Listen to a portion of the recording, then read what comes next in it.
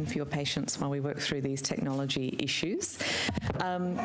Before we adjourn to fix those issues, Mr. Pratt, you had delivered your opening statement. It was not broadcast. It was captured, but it was not broadcast. If you would like to repeat it, this is your opportunity to do so. Thank you, Chair. I'll just open it up. Thank you. Can you bring the microphone? If you could just bring the microphone slightly forward, that would be great.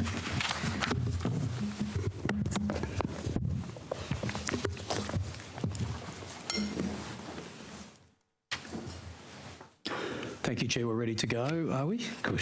Okay. Yeah, go ahead. Thank you. Chair, I'd like to thank the committee for the opportunity to appear here today. First, let me state there is no budget black hole. The state's economy is in an inevitable position despite the pandemic. This morning, the Treasurer announced the budget is forecast to return to surplus by 24-25. New South Wales is the only state with 2 AAA ratings, and I note that the ratings agencies are on the record as not being concerned about New South Wales. New South Wales has come through Delta with elevated business confidence and positive consumer sentiment, and is bouncing back from one of the biggest economic shocks the state has faced in generations. Growth in jobs has resumed, vacancies are higher than pre-pandemic levels, and economic activity and employment are projected to return above pre-Delta outbreak levels in the March quarter. I'll now turn my attention to Tahi. A lot has been written and reported about Tahi. Today, I intend to address a raft of unfounded, erroneous and ill-informed allegations and provide the pack with the truth. Because truth matters for us as individuals, for the integrity of the public service, and for the integrity of this committee and as a society. Public statements that imply public servants have been engaged in trickery are insulting and unjustifiably undermine public faith in the entire public service. There has been a false narrative that Tahi was created to perpetuate an accounting trickery. That is wrong.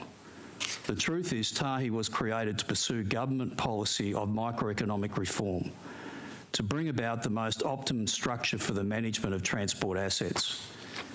This reform will deliver demonstrable and measurable benefits to the people of New South Wales. The Secretary of Transport is here with us today and can further opine on the current and future strategy for transport and how Tahi fits in.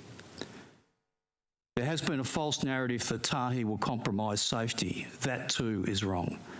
The truth is Tahi does not compromise on safety, as the recent independent OTC report submitted by Tahi shows. The Chair of Tahi is here with us today and can explain the relevant safeguards. There's been a false narrative about Treasury versus the Auditor-General. That is wrong.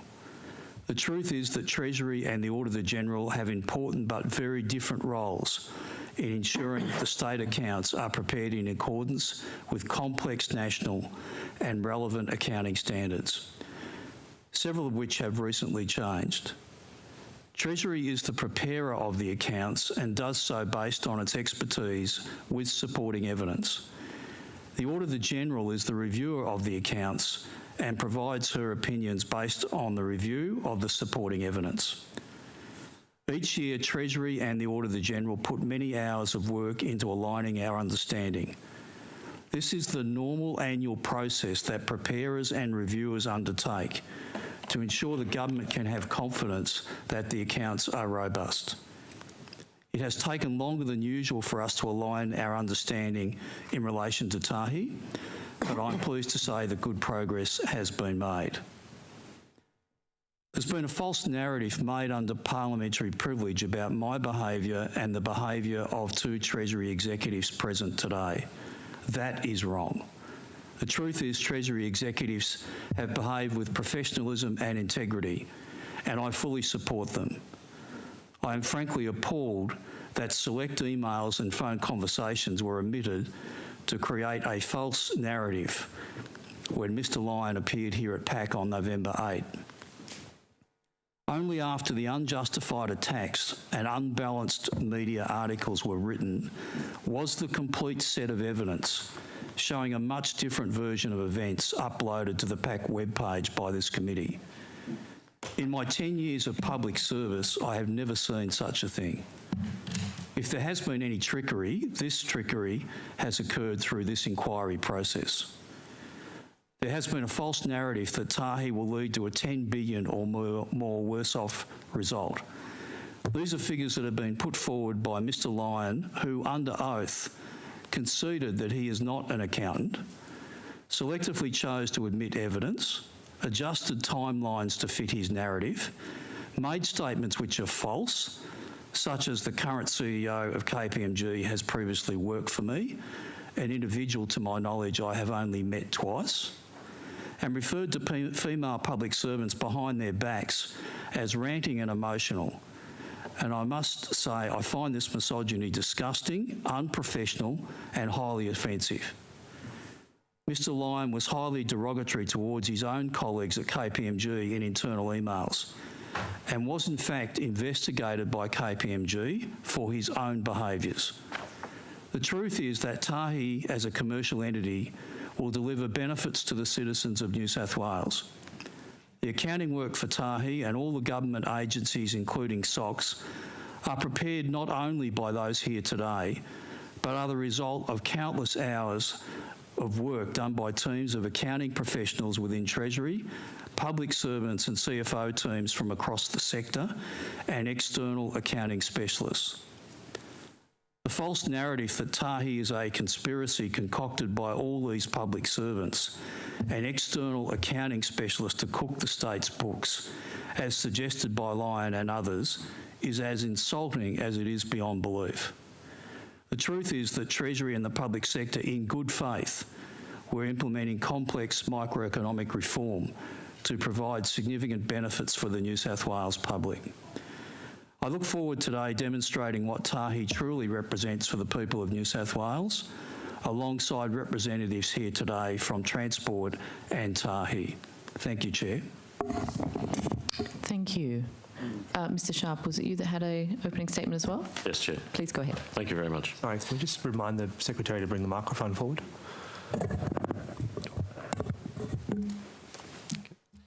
I welcome the opportunity to appear before the Parliamentary Committee in my capacity as Transport Secretary and to answer questions in respect to safety assurance and licensing arrangements which are embedded in the Tahi model. I believe Tahi does offer Transport for New South Wales a strong and sustainable model, a model that is in fact fit for purpose. A lot remains the same. Under this operating model, Tahi's assets are safely operated and maintained by Transport for New South Wales, Sydney Trains and New South Wales Trains. As the accredited rail transport operators, Sydney Trains and New South Wales Trains will continue to play the lead safety role regardless of asset ownership. Sydney Trains and New South Wales Trainlink remain the operators of public passenger services and continue to operate services pursuant to the Rail Operations Agreement and in alignment with the Passenger Transport Act 2014. Public transport fares will continue to be regulated by IPART and set by government. Transport for New South Wales will remain accountable for the long-term transport strategy across all modes, including heavy rail. And day-to-day operations remain the clear accountability of Sydney Trains, New South Wales Trainslink and Transport for New South Wales. The Transport Asset Holding Entity is actually built on the legacy of Railcorp. As the custodian of this state's rail infrastructure, rolling stock, station and facilities, plant and equipment and property, it is one of a number of state-owned corporations in New South Wales. The establishment of public non-financial corporations as heavy rail asset owners is not a new or novel concept, nor is it unusual for these public non-financial corporations to provide access to rail networks on a commercial basis to government-owned and private rail operators. This is in fact true of the Victorian model, where VicTrack owns rail and tram assets and leases them to the Public Transport Victoria for a commercial fee. It's also true of the Queensland model, where Queensland Rail Limited own the rail assets and drive a commercial return back to government by charging Queensland Rail and other rail operators that deliver the rail services. And it's also true for the Australian government's Australian Rail Track Corporation. It's also important to note that Tahi operates under the same safety regulation and obligations as Rail Corp. There's been no reduction in safety regulation or standards. From a personal perspective, I'm satisfied that the Tahi model is robust and will deliver fit-for-purpose safety, operational, governance and commercial outcomes. I'm satisfied because three key elements are clearly articulated and remain under the appropriate level of control for Transport for New South Wales, Sydney Trains and New South Wales Trains. These three being safety, escalation processes and cost. Safety is always number one. It remains the number one priority for all transport operations, and we are committed to delivering safe rail services to customers. In relation to Tahi, I am confident that safety remains the central focus, as it's enshrined in the Act. It's supported by the Rail Safety National Law. It's mandated by an operating licence that Tahi is required to comply with. It is underscored by a statement of ministerial expectation, and it's maintained by the requirement for rail operators like Sydney Trains and New South Wales Trains Link to remain the accredited safety managers. So let me be clear, decisions about assets, including maintenance and delivery, are subject to the same rigorous safety assurance regimes that existed prior to the establishment of Tahi. Tahi will not impact on our operations and maintenance activities, including those related to safety, as safety still rests with Transport for New South Wales. In respect to escalation processes, a suite of legal and commercial agreements effective between Tahi, Transport for New South Wales, Sydney Trains and New South Wales Trains Link on 1 July 2021 contain dispute resolution processes and nominated contract managers who will facilitate the solution of these issues on behalf of their respective entities. I've also reviewed the access and licence fee approach and am satisfied that the fees are reasonable and have been developed on a commercial basis, including alignment with the New South Wales Rail Access Undertaking. The New South Wales Rail Access Undertaking specifies a number of pricing principles that Tahi must apply in negotiating access fees for Transport for New South Wales, and this is to balance the market power of rail infrastructure owners against the need to ensure efficient access. Access and licence fees will be reviewed regularly with a clear process included in the suite of recently executed commercial and legal agreements. And this is to reflect rail operator access and asset requirements and to align our forward infrastructure delivery program. I thank you for the opportunity to speak and articulate how we are working with Treasury and Tahi to deliver improved public transport outcomes. Thank you, Chair. Thank you. And was it Mr Morgan? That's correct, had Chair. an opening statement as well. Yeah, good morning, committee members, and thank you, Chair. As you'll recall, I appeared before the committee on the 8th of November, so today I'll keep my opening statement brief. I'd like to reiterate my confidence in the significant value that Tahi will deliver to the state. The team at Tahi remains focused on delivering these substantial benefits, our independent organisation offers to the people of New South Wales. I note that, subsequent to my previous appearance, Tahi has made a brief supplementary submission on safety matters to the committee. The safety of rail transport in New South Wales remains a central priority for all participants in the rail system, including Tahi.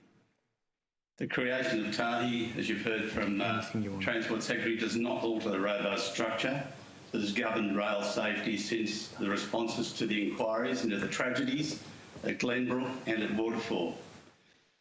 Day-to-day operations, day-to-day operational management, safety and maintenance remain the primary responsibility of the rail operators, including Sydney Trains and New South Wales Trains.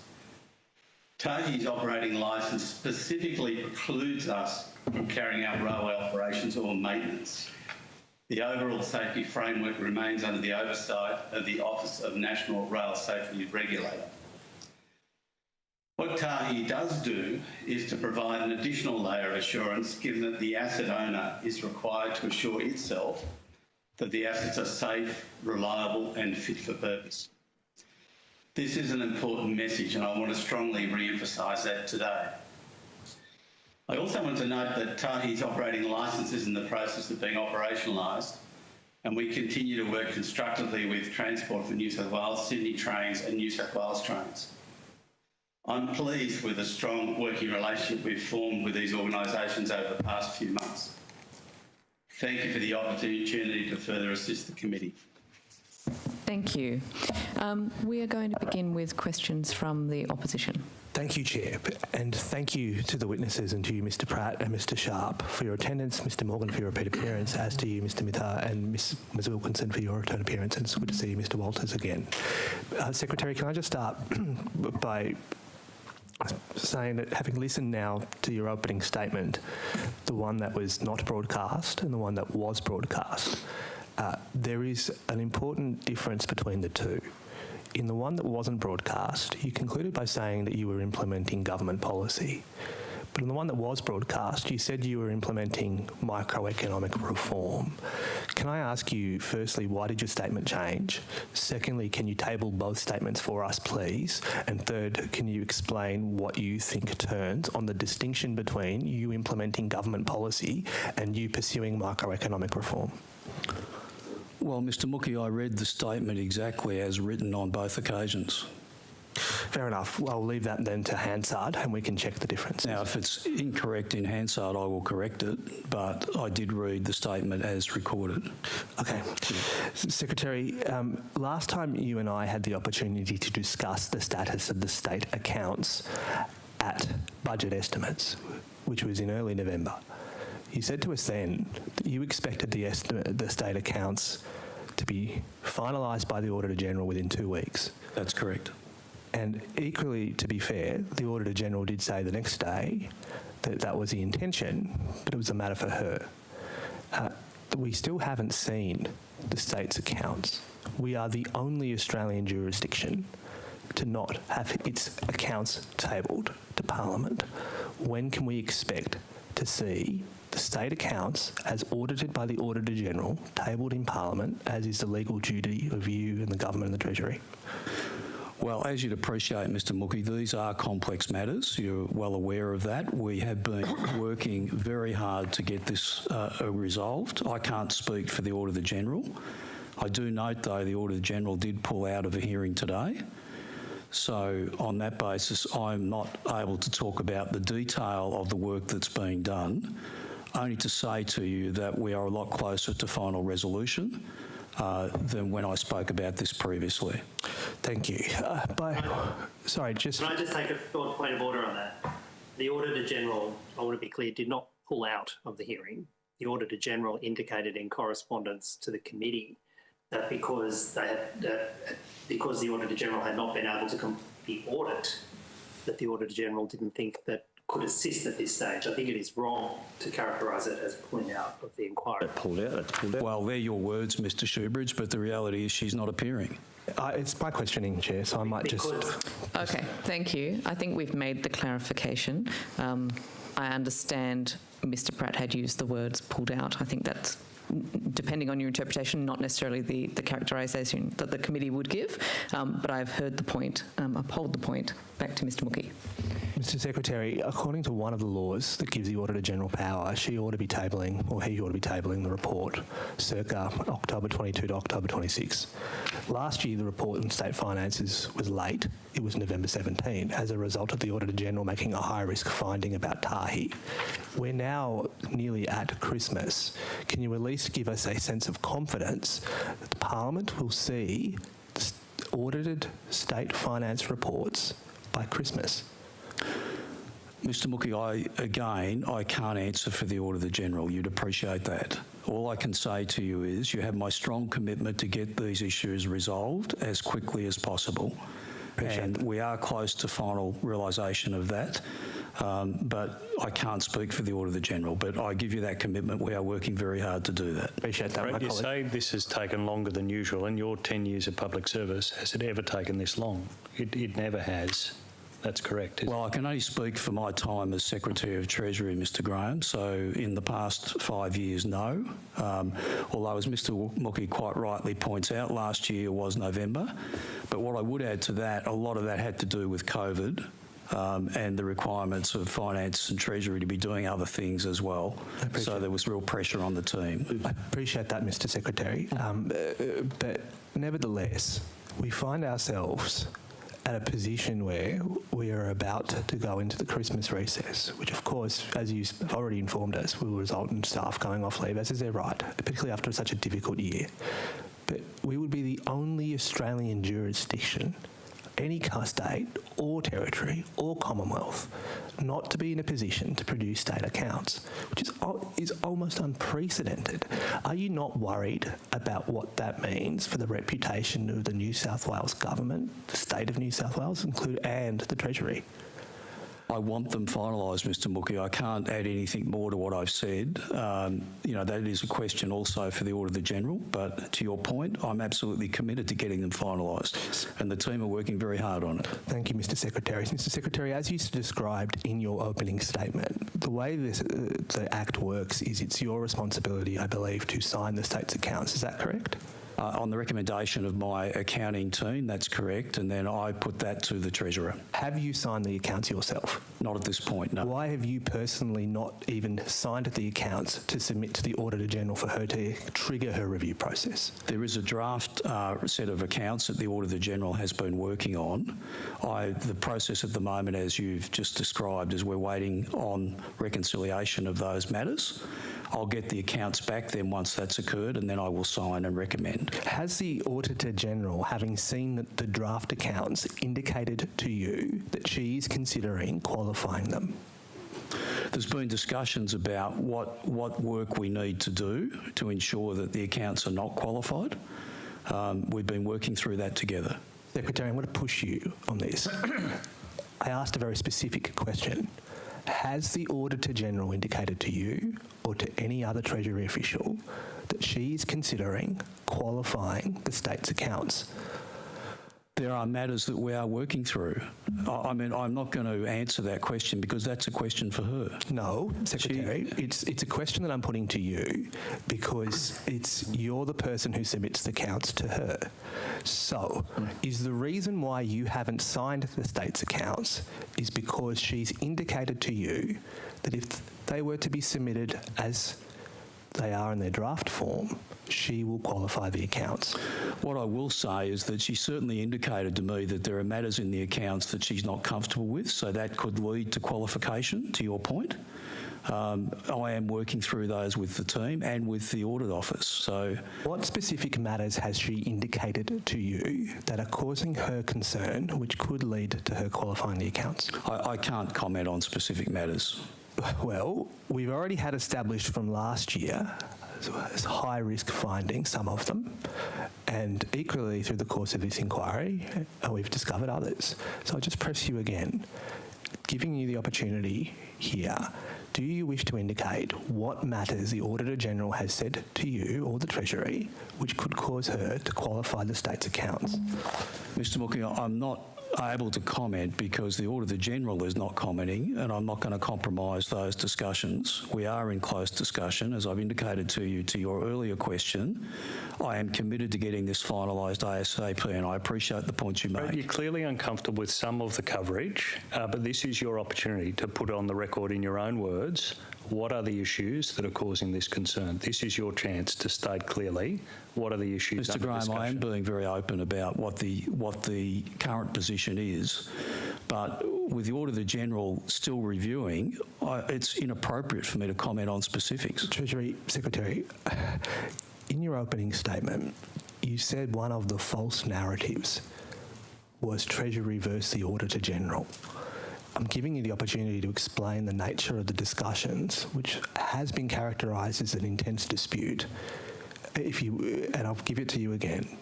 Do you wish to explain to us why the Auditor-General, what issues the Auditor-General has identified to you, which would cause her to consider qualifying the accounts? Well, this is exactly why I made that comment in the opening statement. This is not about Treasury v Auditor-General. This is about working together. Our teams have been doing that constructively.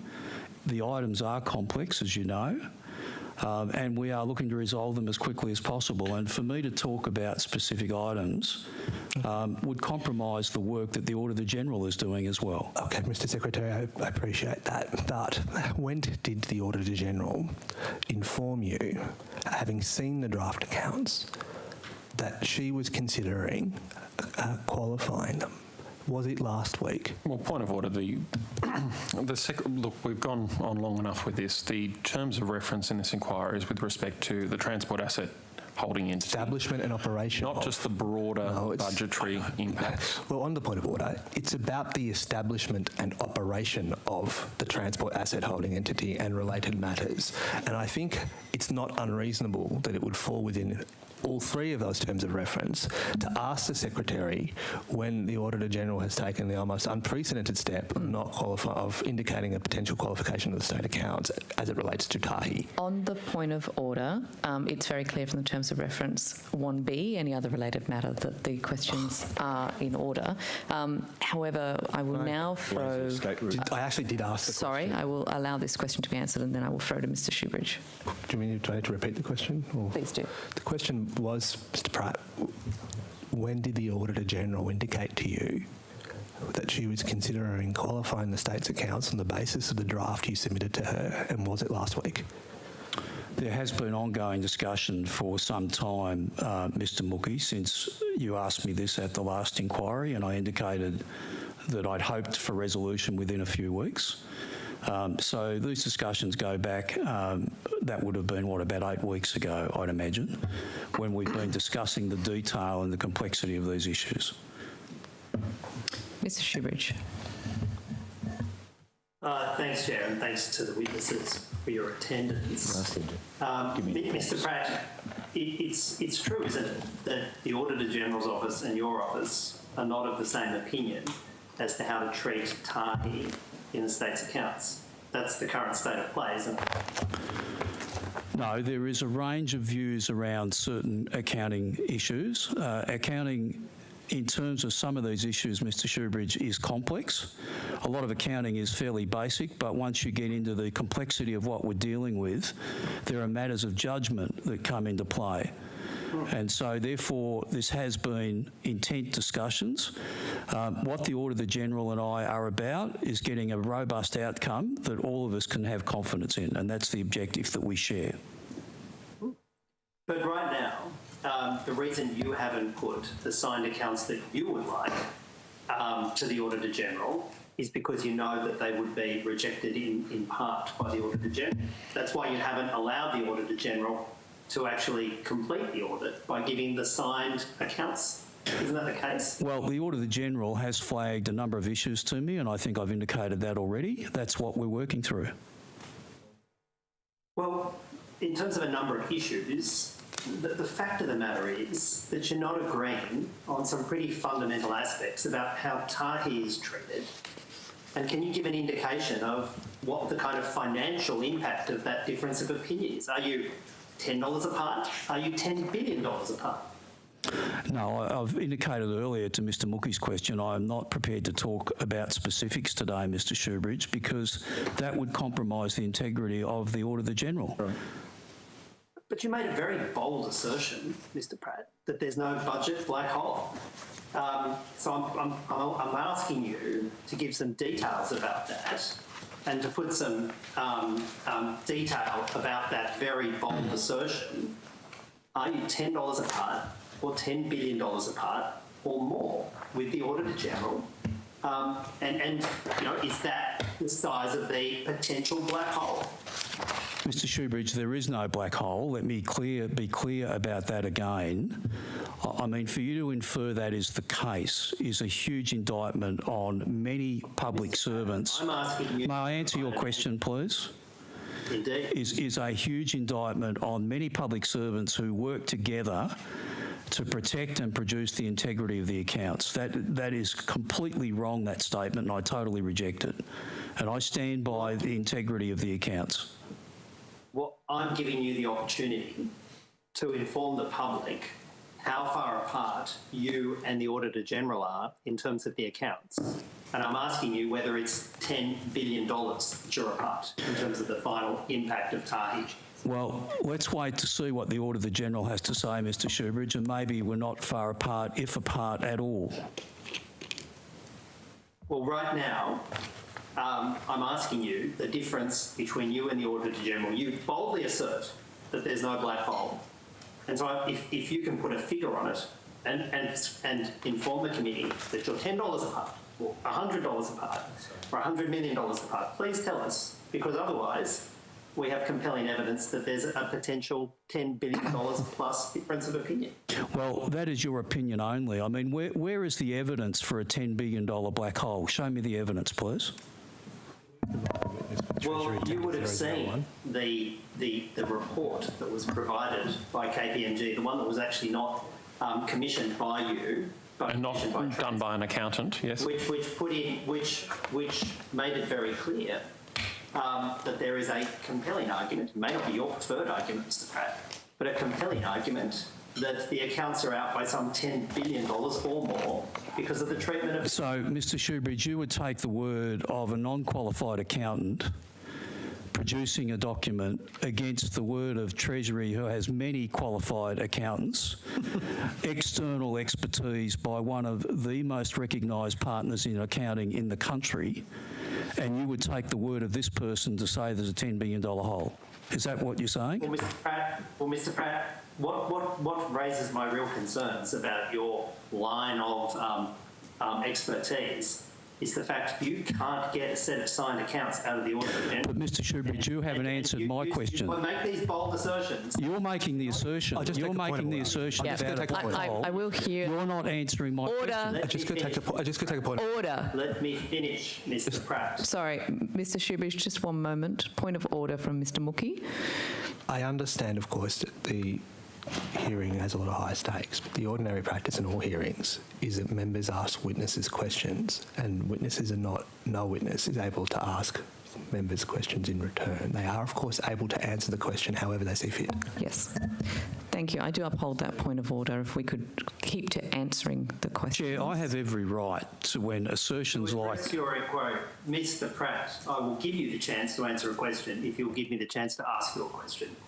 Oh, you've been asking me questions, Mr Shoebridge. I'm attempting to answer it. So allow me to ask you the question. You assert that we should accept the opinion of you and your office over the opinion of Mr Lyon. And I put to you that that assertion would be far more comfortably accepted by me and others if you had been able to persuade the Auditor-General and you had been in a position to actually give signed accounts to the Auditor-General by the 16th of December. But that isn't the case, and it casts real doubt over your assertions, doesn't it, Mr. Mr Shoebridge, you completely discredit your own credibility by putting your confidence on a $10 billion black hole on one person who is not an accountant. And anyone looking at this would laugh that out of court, Mr Shoebridge. Could I just... I mean, I totally reject that assertion. Can I just ask a question on the back of that then? So we keep referring to Mr Lyon as not being an accountant, which is correct, but he was heading up a team of people. Is it your assertion that Treasury, by appointing Mr Lyon to do that advice... Treasury never appointed him. Sorry, that Transport appointing Mr Lyon to do that advice was somehow misguided? Can I be really clear about this, because this is another piece of misinformation on the whole Tahi development. When Tahi was approved through Cabinet, the Premier at the time was abundantly clear to the Transport Secretary then and myself that Transport were to address safety and operations as they would, and Treasury was to address the modelling and accounting issues. We then employed Kpmg. In fact, we had engaged Ms Heather Watson earlier in the year, around January, February, to already start that work. Unbeknownst to us, Transport engaged another partner in Kpmg also to do work. Now, that was meant to be safety and operations. That work ventured into modelling where there was no capability by that individual to do that. And that's the point I'm making. If Mr Shoebridge is basing his $10 billion black hole comment on that work, then that is completely incorrect. Are you arguing that there is no I guess, interrelation between the safety issues and the accounting treatment? Well, all these issues are interrelated, Chair, but this work came back together for ERC on submission by both support of myself and the Transport Secretary at the time, who I might add also signed off safety by that submission. But Transport was within its rights to appoint Mr Lyon to do that work, and Of for course that it work was. to include accounting considerations, given as they were related to safety and maintenance. If it had impact on that, of course, but not to do modelling. That was not their role. I will go back to Mr Shoebridge to check he was done with his line of questions. Mr Pratt, what is Treasury's forecast for inflation over the next financial year? I'd have to check that, Mr Shoebridge. It's changed recently. I'll get that during the hearing, Mr Shoebridge, and get it back to you. I just checked, and it was 2.75%. Does that jog your memory? What did you ask? No, I think we'll check that. We'll check that number while we're in session, Mr Shoebridge. Well, do you accept that Tahi needs to return a real rate of return? It needs to return a rate of return that the shareholder is comfortable with, as with any other SOC. So it's your position that Tahi can be treated as a off-book entity, as a for-profit entity, if it has a rate of return that is less than inflation. Is that your position? No, it's not my position. It will be determined ultimately by the shareholder. And I'm not going to comment about what the shareholder expectations are at this point because I don't have them.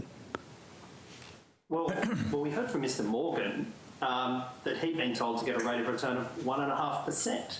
And in fact, that direction had largely come from Treasury.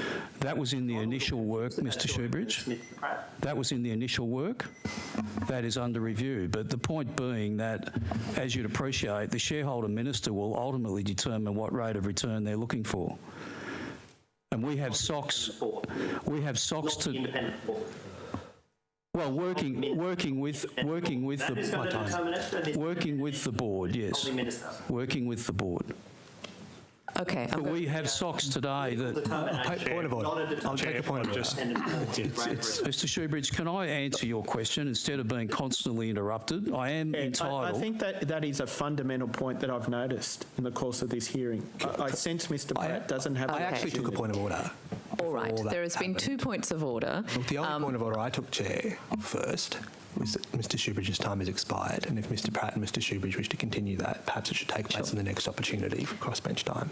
I think I've heard both of the points of order. I think if I could remind both members and witnesses to allow each other to speak so that for the benefit of Hansard, if nothing else, but Mr Shoebridge, your time has expired, unfortunately. We're going to go to Mr Mookie. But if Mr Pratt, I would just indicate, if Mr Pratt feels he hasn't been able to sufficiently answer his question. Indeed.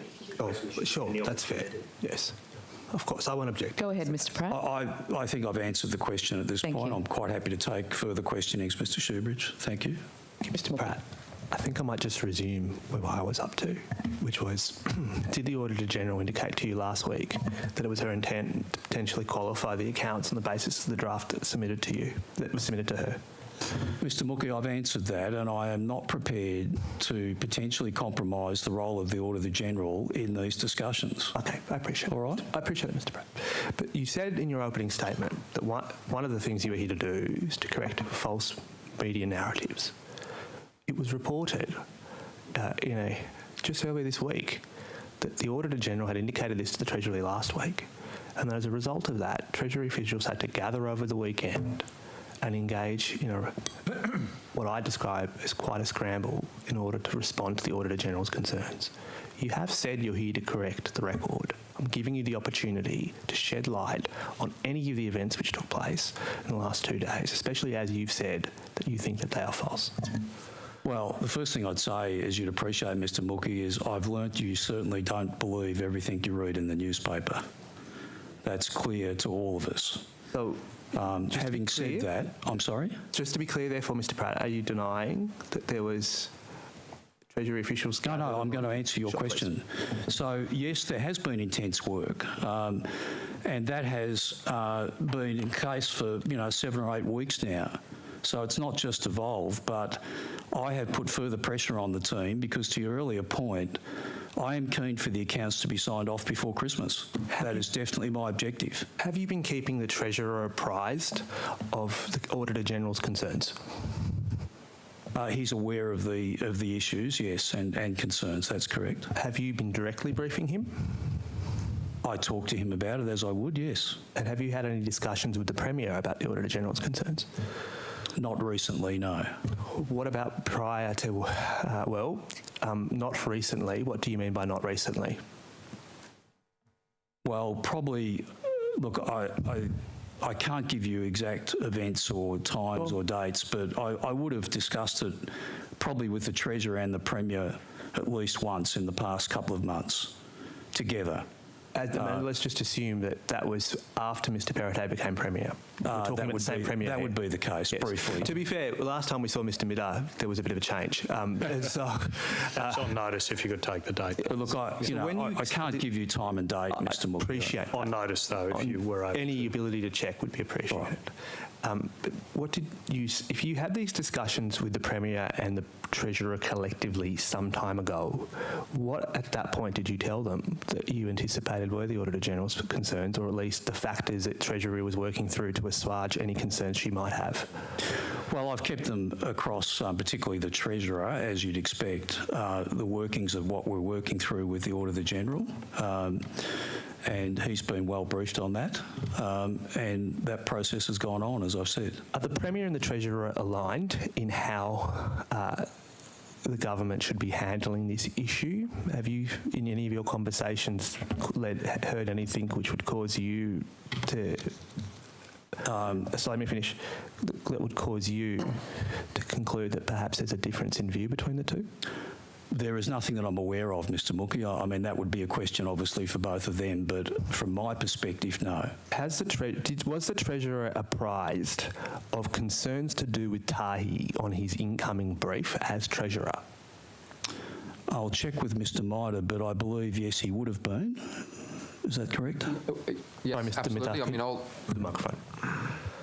yes, the incoming brief would have had all the work underway, so would have covered Tahi. I don't remember the specifics of what was in the brief. Thank you. So the Treasurer has been aware of these concerns going back from the moment he became Treasurer. That's correct. Yes, that would have been the case. And has the Treasurer issued you, in the last week, any instructions as to options that he wants Treasury to prepare for government? Around Tahi? Or? Yes. No, other than he's keen for me to have this finalised. Has he asked Treasury to model what the impact, to develop a policy position that would revert Tahi back to the general government sector, or any aspect of it? No, he hasn't. Has he prepared to ask, or is Treasury working on any option of its own volition that would see Tahi revert back to the government sector? No, it is not. Is Tahi considering, is Treasury considering adopting the Queensland approach where Tahi is given a community service obligation instruction and therefore the money that is currently characterised as an equity investment becomes a grant that is then reported in the general government sector? Certainly not to my knowledge, although Tahi would have community service obligations, Mr Mookie, regardless. Is Treasury, either of its own volition, modelling or preparing any policy advice that would see the Victorian model operate, which would see New South Wales trains and or Sydney trains either become franchised or privatised? Certainly not from a Treasury perspective, but I might get Mr Sharp to comment on that. No, I'm asking whether Treasury is modelling. No, well, the answer is no. Sure. Is Treasury having any conversations with Tahi about reopening the rail access agreements? No, not that I'm aware of. Mr Morgan? Mr Morgan? Is that Mr Mookie? Mookie. Yes. There's no discussions going on about the rail undertaking agreement other than it is up for revision. because it's on a periodic basis reviewed, and that revision will be ongoing over the months or so. Can I just ask a quick follow-up with crossbench permission? Sorry, you've got 3 minutes. Oh, great. Sorry, some other microphones.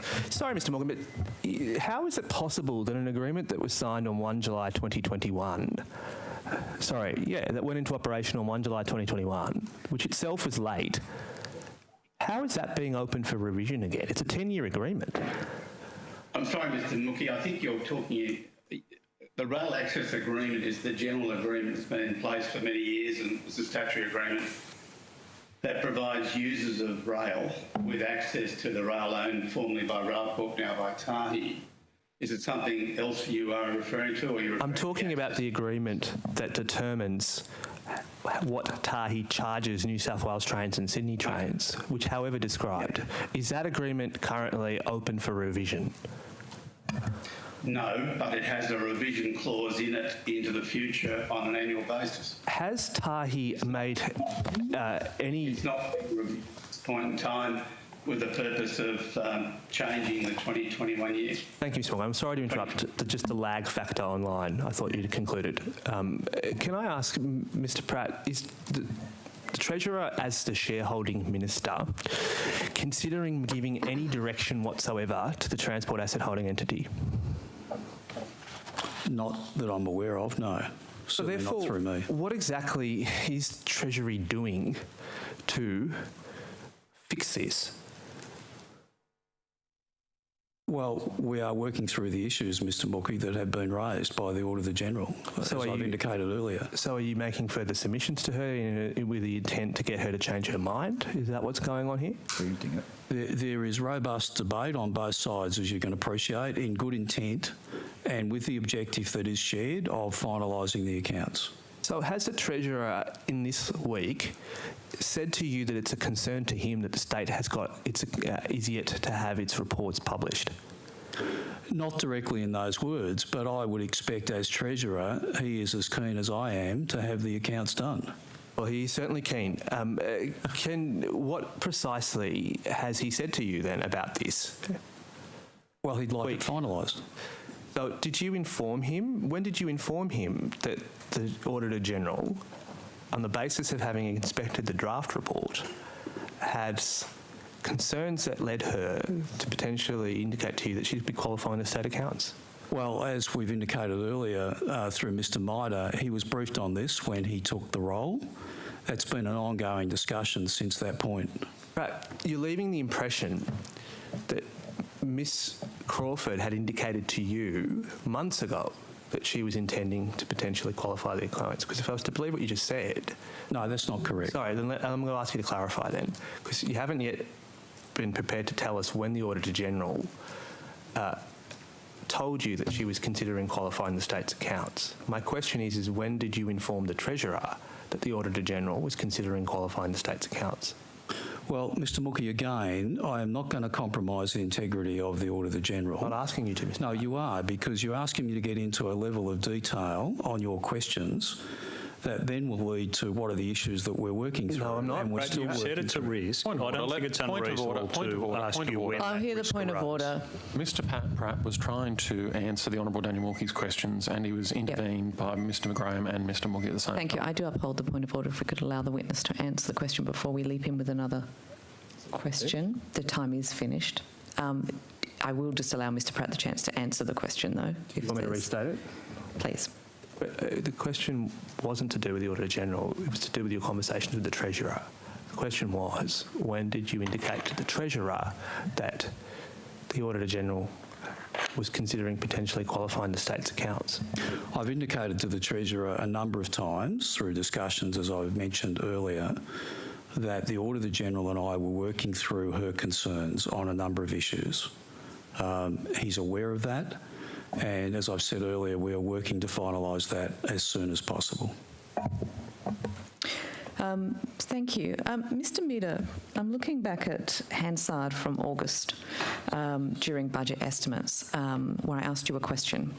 I asked you I said, presumably there needs to be a level of arm's length transactions between Tahi and other government entities, Sydney Trains, etc., in order to maintain that independence from an accounting perspective.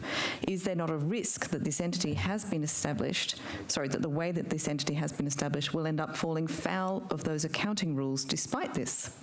And you responded, quote, the model that has been developed accords with the accounting standards. So we are comfortable that the work we have done in this space and the setting up of Tahi meets with the accounting requirements to meet its independence, end quote. Do you stand by that statement today? Yeah, from an independence perspective, independence has a lot to do with more with the ABS definition. So the ABS determines the independence as a SOC. I believe that SOC has been stood up to be an independent entity. But then when we come to those arm's length transactions between, and we're talking about the rail access agreements and all sorts of things, clearly that has become an important accounting consideration. Are you still comfortable that the entity has been set up in a way that meets those requirements? So that's not an accounting consideration, that's a commercial consideration. So it has commercial agreements. So the accounting treatment of those commercial agreements, we are comfortable that they are accounted for correctly. Right, that's not my question. The question was whether you believe that those arrangements satisfy the overall requirements for the entity to be independent from government. Yes, all the arrangements that we have in place satisfy its requirement to be independent, and the accounting treatments should reflect that. If that's the case, what is it exactly that the Auditor-General has an issue with then? Again, I can't go into those details. Okay. We are working through. Good try. No, I understand. It's just, it seems very, it does seem quite, I guess, clear from everything that we have heard and everything that we know through this inquiry that that is a major consideration. I understand you can't tell me if that's something the Auditor-General is concerned about, but you are standing by your statement that you are not personally concerned with the independence requirements for this entity? No, I'm not concerned about Tahi's independence as a SOC, no. Okay. Mr. Pratt, this inquiry has heard that from the beginning we had a situation where a number of other accounting firms, particularly PwC, and we have heard anecdotally others, could not get comfortable that the Tahi structure would work from an accounting perspective, but that Kpmg had advised that it could.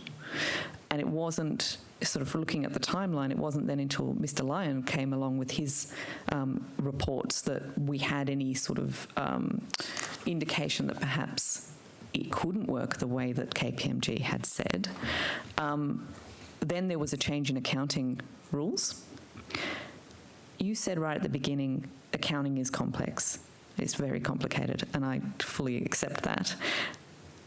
Is there a risk that Tahi, in its current structure, doesn't work from an accounting perspective? No, there's not. I'll get Mr. Mitre to comment as well, Chair, but I'd simply say, as I indicated to Mr. Shoebridge earlier, the work that was produced by Mr. Lyon was requested by Transport and was not covering the areas that he specifically should have covered at the request of ERC and Cabinet. He is not an accountant. He's totally discredited. And the work that we've done has been with accounting professionals, both external and within government. So I stand by the findings that we've got. But to your point, when you get into the complexity of what we're dealing with, there are elements of judgment. And to Mr. Mookie's earlier question, they are the issues that we are debating with the Auditor-General.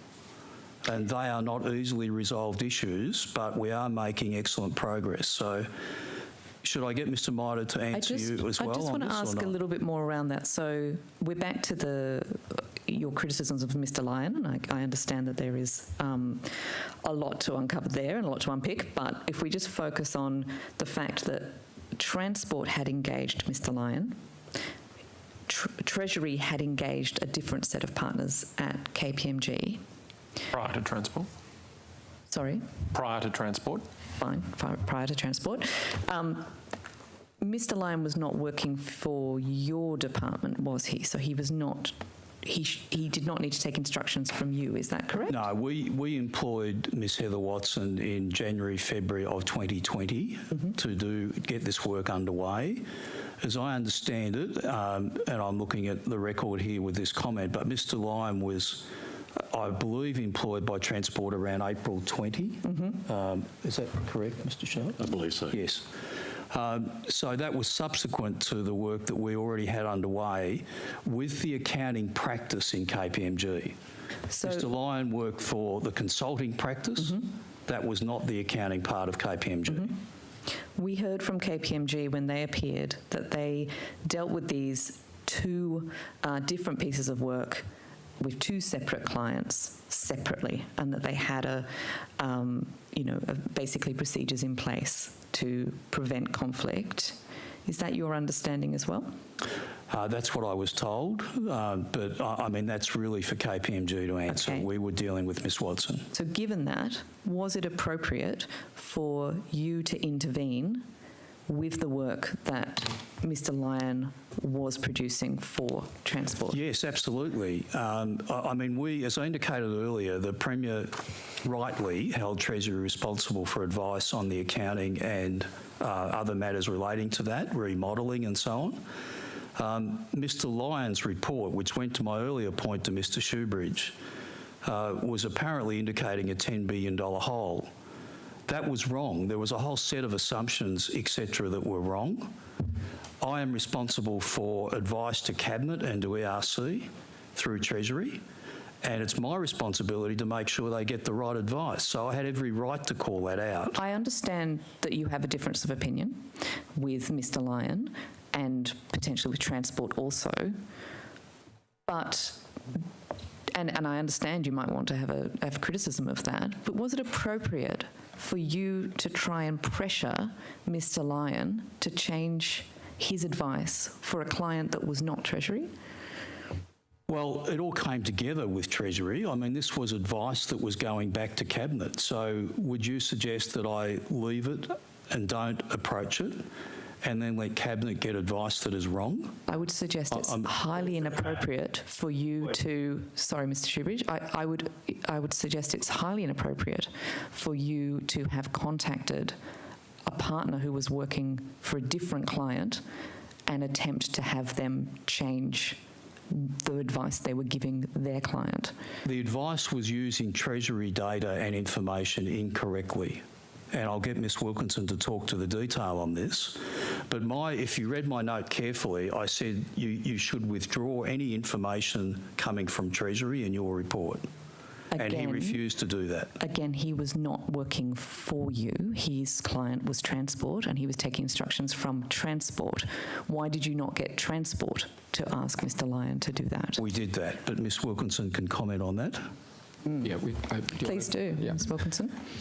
So I think it's important to keep in mind that Transport and Treasury were jointly requested by Cabinet to do this work together. There was a joint steering committee which both departments were on, and all work that was undertaken by consultants on the Tahi project was reviewed by both departments through this steering committee.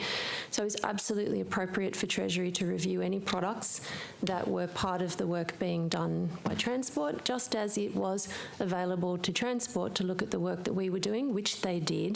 So in the workshops if I could just to bring you back to the actual question though, yes, of course it's a joint project, it's a government project, but we have two very distinct departments who had very distinct contractual arrangements with these different parts of KPMG. Was Transport interfering with the advice that Treasury was getting from KPMG? No, Transport acted properly, and in the meetings that Transport and Treasury had jointly, Mr Lyon took advice in meetings, asked questions in meetings, and brought content to meetings. We asked him to correct his misunderstandings and his misrepresentations in those meetings, and he didn't do that. So this was not about a dispute between Transport and Treasury.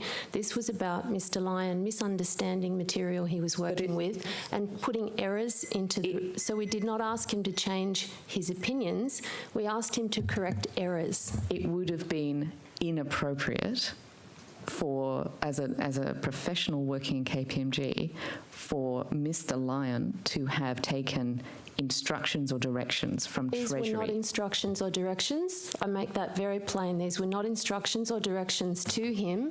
You'd be familiar that consultants say on the front end of their report that the work can only be as good as the facts and materials that they are provided. And we were asked to provide materials which he misunderstood and misrepresented. I did not instruct him. I simply pointed out his mistakes. And we'll come back to Mr. Pratt's email to Mr. Lyon, which is a bit contrary to that, but I do need to hand over to the opposition. Thank you, Chair. Mr. Pratt, you issued a statement yesterday. It was quite a frank one. You were clear that you had privately weighed up a return to the private sector under some circumstances, that was known to a small group of people and you're upset about the breach of confidentiality. I'd simply like to give you the chance to put on the record anything else you would like to say on that matter today. Well, Mr. Graham, thank you for the interest in my career Very good. and the future. I appreciate that.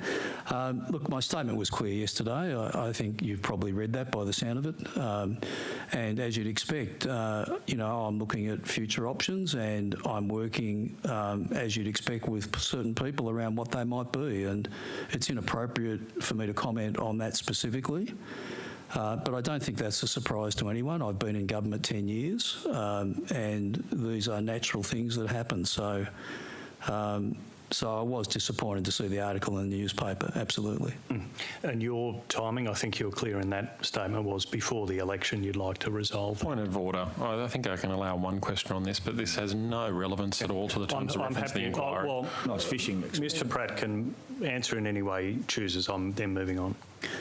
Well, I'd simply say it's clear in my statement that I've said around the next election, etc. I won't comment further than that, Mr. Graham. I've been clear in the statement. Can I ask you then about the budget? In the budget at appendix, there's a revaluation line where there's a revaluation of $22.5 billion.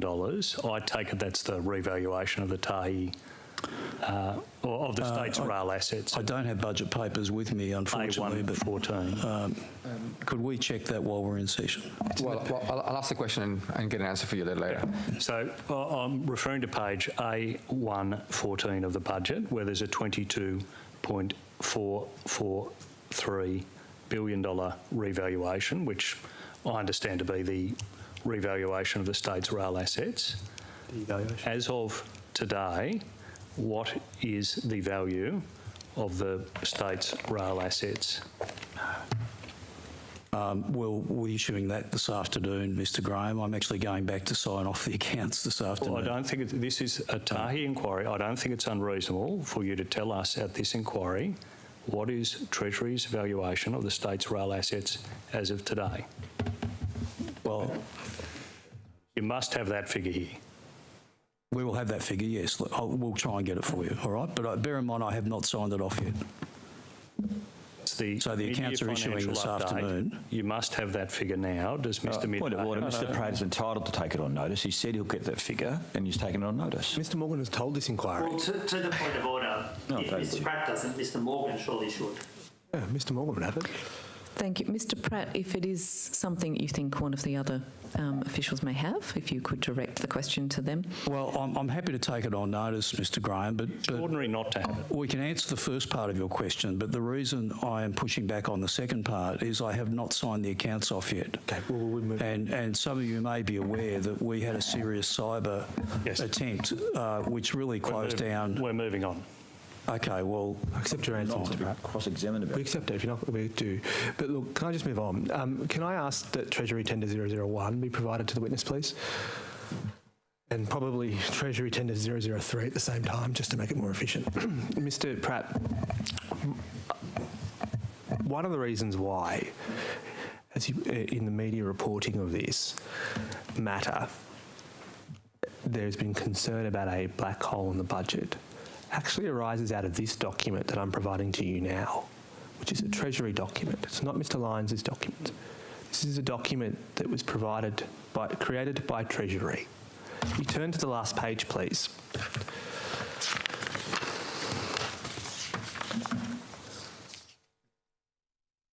It says here, the impact of dissolution, and if you looked right down the bottom, it it says here the budget impact if Tahi is reverted over 10 years is $14.5 billion.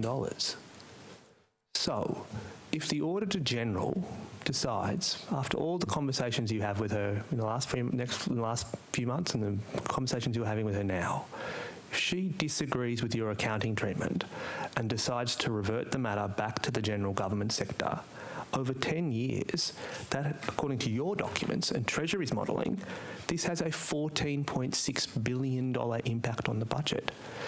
So, I accept that you reject Mr. Lyons' report.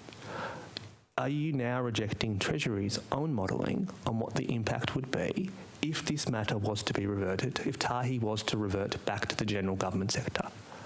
Well, firstly, Mr. Mookie, I'd make the observation this is Cabinet in confidence document. Indeed. So I should not be talking to this document at all. In fact, I'm prohibited from doing so. Well, I just point out that there have been various documents that Treasury itself has produced that have been marked Cabinet in confidence in response to standing orders. Now, to be very fair, this is not one of them. So I'll be very upfront about that with this document. It's not. It's been produced by me under my parliamentary privilege. Well, I want to give you the opportunity. Marked Cabinet in confidence. No, I don't dispute that, Mr. Pratt. It is Cabinet in confidence. My only point is that some documents have been provided which are marked Cabinet in confidence in response to standing orders, and others have not. Now, I accept that you might not wish to do it on the basis that it's been produced by me under parliamentary privilege, but I want to give you, again, because you said you want to clear up this false narrative about a budget black hole. The narrative arises as a result of this document, which says it quotes a $14 billion hole. That is why the former Auditor-General has, in a submission to this inquiry, expressed his severe concerns, as he has publicly. It's a serious matter of public dispute as to whether or not this is going to create a $14.6 billion impact on the budget. I'm giving you the opportunity to correct the false narrative, as you say, and assure us that this either now Treasury is wrong and shouldn't have produced this advice. Well, there has been a lot of different modelling done, but you're putting me in a very difficult position because as a public servant, I cannot comment on Cabinet in confidence documents. Sure. Well, has Treasury in the last... I mean, you're well aware of that, Mr. Mookie. I'm not trying to be difficult with you. I appreciate you're not, Mr. Pratt. But I can't comment. I do appreciate that. And to be fair to Mr. Mithar, when I put this document, and to Ms. Wilkinson, when I put the document to them, they also took the same view. So I respected the constraints that you're under. But you, again, said you're here to correct this view, which is why I'm putting it to you. But I accept that you can't, that is... So can I also just add that Tahi is a SOC. It is created by an Act of Parliament. It can only be reverted as a... Well, I through an Act of Parliament. I agree. From the last year's high-risk finding, the Auditor-General said that her concerns were about establishing an operating model in line with the original intent of a commercial return, finalising commercial agreements with public rail operators, confirming forecast financial information to assess valuation of Tahi infrastructure, and finalising asset and safety management plans. Are they the items that are still in dispute? They were the four items, and Ms Wilkinson or Mr Model will be across this, but as I understand, Mr Mookie, they were the four items previously flagged. I understand all four items have been closed to the satisfaction of us and the Auditor-General, but can I just confirm that, please, with the team? I remember the items. I would say that Treasury and Transport and Tahi work to close out all of those items to our own satisfaction. In the normal course of event, we seek the counsel of our reviewers and we will take their advice as we work through a number of issues. So I can't say for sure whether any of those things might be treated slightly differently on reflection, having sought their counsel, but at the moment we wouldn't discuss our negotiations or discussions with them because that might indicate their opinions, which wouldn't be customary for us to do. Okay, I think that's helpful, and thank you, Ms Wilkinson, for that. But let's just return to the matter that my colleague was asking you about. Is it not the case that one of the key concerns of the Auditor-General is the decision to devalue the rail's assets by $27 billion? Well, again, Mr Mookie, we're going back over old ground. I cannot answer specifically around those issues. Sure. Can I ask that the witness is provided with Treasury, the first Kpmg report? Thank you. This is a report that was produced by Treasury in response to the House's second call for papers that took place earlier this year.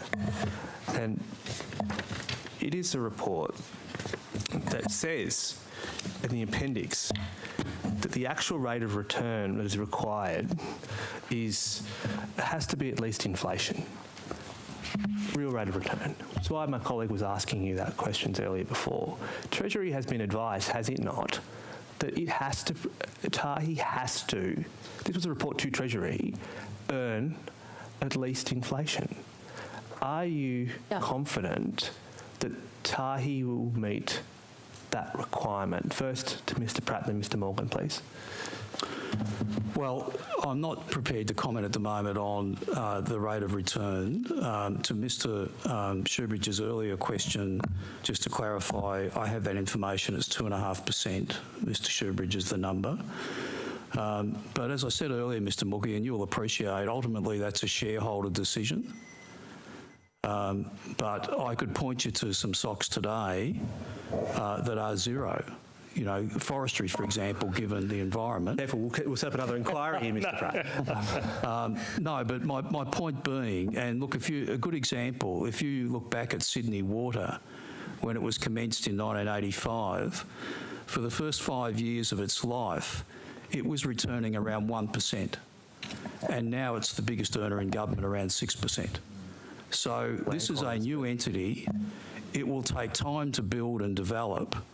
And therefore, as a shareholder perspective, one needs to weigh up all these issues in terms of return. I'm going to go now to Mr. Shoebridge. 85.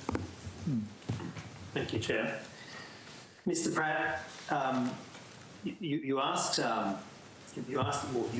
suggested in your response that we should not accept Mr. Lyon's opinion because he's not an accountant, and I assume we should be accepting and you said we should be accepting the position you put forward in Treasury. You're not an accountant either, are you, Mr. Pratt? That's why I have a set of really qualified accountants around me, Mr. Shoebridge. And you know now that not only is that Mr. Lyon's view, supported by his team in KPMG, there's the Treasury document that asserts, in fact, a larger black hole potential of some $14 billion. And you'd be aware as well, wouldn't you, that the reason that Transport got Mr. Lyon's report from KPMG was because they'd already been told by PwC that the Tahi Light model, which is what you've adopted, would not work for accountancy purposes. So we now have three elements: the PwC report, Mr. Lyon's report, and the Treasury report, all suggesting a very, very significant budget risk of up to $14 billion. Why should we accept your word against that? I'll get Mr. Mitre to comment on that. Thank you. So the PwC report, the Tahi Light model, didn't have Tahi as an independent SOC. So they were and PwC was first looking at this. This was a while ago. It has nothing to do with the current model, which is an independent SOC. So in those different scenarios, it was how to minimize control, and with the count to the new accounting standards that were emerging, the service concession, it has no relevance to the current SOC model that is happening. So that was then dismissed because that even included an opportunity to privatize all of transport. So all those models were dismissed. Because it didn't meet the standard that was set as a SOC. Ms. Morgan, in relation to an independent state-owned corporation, do you accept Mr. Pratt's position that you will be told by the Treasurer what your rate of return will be? Thank you, Mr. Shoebridge. Could I just add some clarity to my answer to Mr. Mookie's question earlier? Provided you get around to my question, absolutely. I'm looking forward to doing that, and I think it actually wraps up in the answer or the additional information we're going to provide. So, initially, Mr. Mookie talked about the rail access undertaking, which is a broad piece of legislation around for a while. We then got to talking about the rail access agreements with the various transport entities. They were the ones signed effectively commencing on the 1st of July.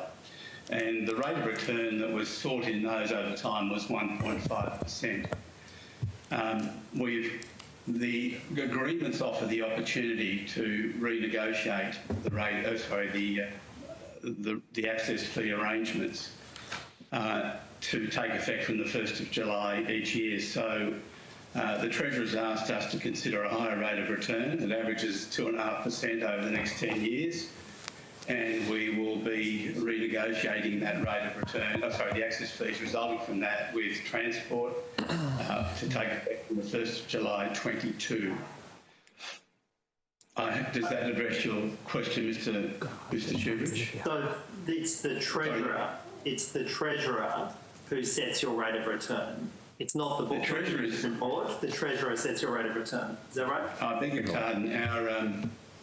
Sorry for interrupting. Our shareholders are the treasurer and the finance minister, and as shareholders, they set an expectation what the rate of return is. The board considers that rate of return and what actions it has to take to achieve that rate of return, and I've just described one of those actions. And the board's not happy about it. Are you doing this because the Auditor-General has told you, unless you get a rate of return at least commensurate with Treasury's inflation expectations, that the Auditor-General won't sign off on your accounts? Is that why you're doing this? We're doing this because the shareholder has asked for an increase in the rate of return. Now, as far as the Auditor-General is concerned, I've been an auditor for 37 years and run audit committees for 9, so I'm fairly familiar with the profession. And what I would say is that I view the audit process as an iterative process of professionals coming together to debate points around this sort of stuff. Healthy.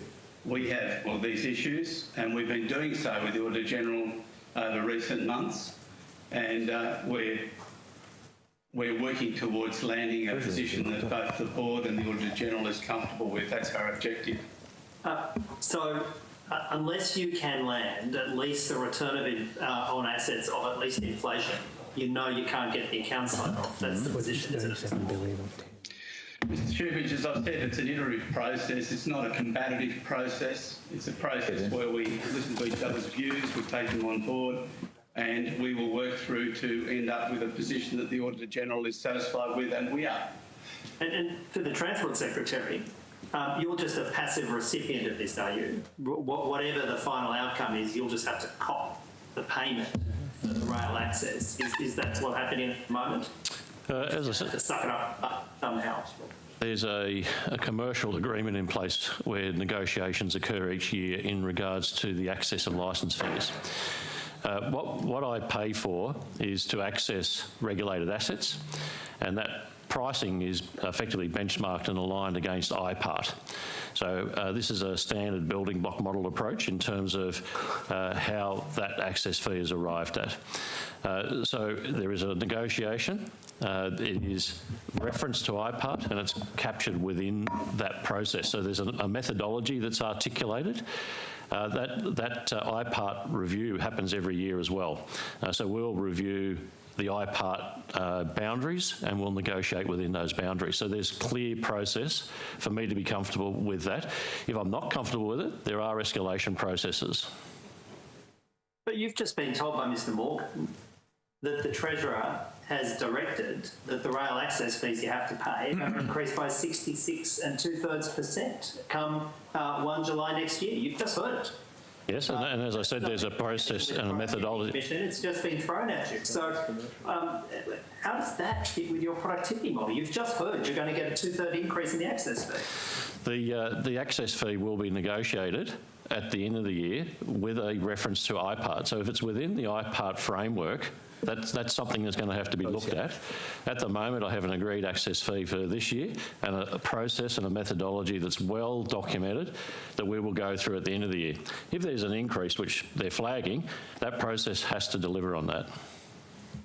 Where will the funds to pay for that increase come from? Will they come out of the maintenance budget? Where will the funds come from out of the Transport Agency in order to pay a 66 2/3 increase to Tahi to make them a notionally profitable entity?